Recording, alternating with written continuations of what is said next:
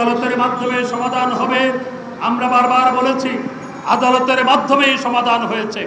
সংবিধান অনুযায়ী তার থেকে এক চুলো নড়ার সুযোগ সরকারের হাতে ছিল না, থাকে না।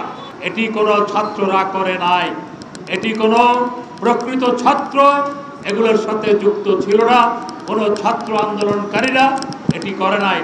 যারা ছাত্ররা মাঠে নেমেছিল তারা অহিংস আন্দোলন করেছিল 2 সপ্তাহ ধরে, 2 সপ্তাহের বেশি সময় ধরে, এবং সরকার পুলিশ তাদের সমস্ত নিরাপত্তা বিধান করেছিল।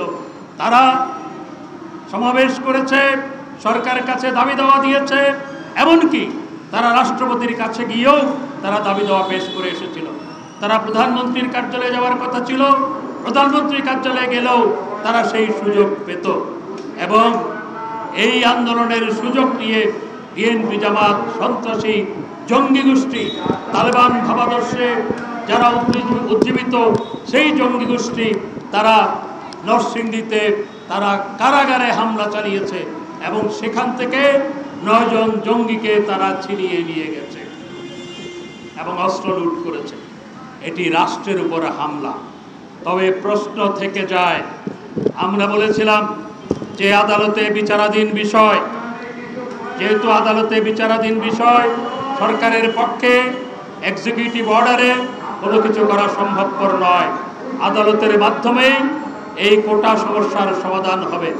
এবং সেই প্রেক্ষাপটে মাননীয় প্রধানমন্ত্রী জাতির উদ্দেশ্যে ভাষণ দিলেন এবং জাতির উদ্দেশ্যে ভাষণ দিয়ে তিনি বললেন যে এই কোটা সমস্যার সমাধান যেহেতু আদালতে, সর্বোচ্চ আদালতে বিচারাধীন, সেই কারণে আদালতের মাধ্যমে এটি সমাধান হবে।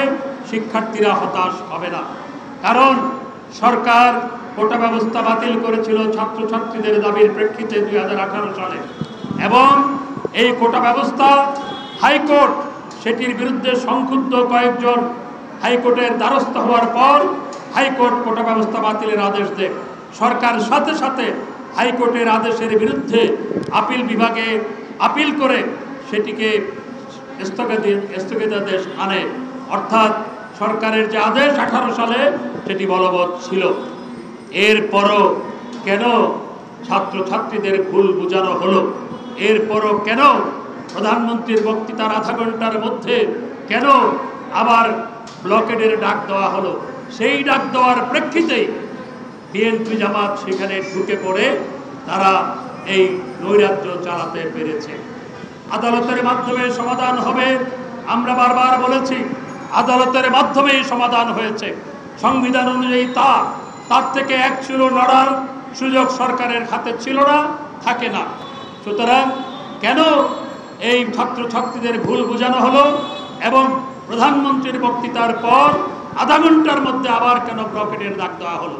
এবং সেই ডাক দেওয়ার পরেই সেদিন থেকেই এই বিএনপি জামাত অগ্নি সন্ত্রাসী নৈরাজ্য সৃষ্টিকারী জঙ্গি গোষ্ঠী ঢুকে পড়ে দেশের মানুষের উপরে হামলা পরিচালনা করেছে এবং মধ্যযুগীয় বর্বরতাকে হার মানিয়েছে।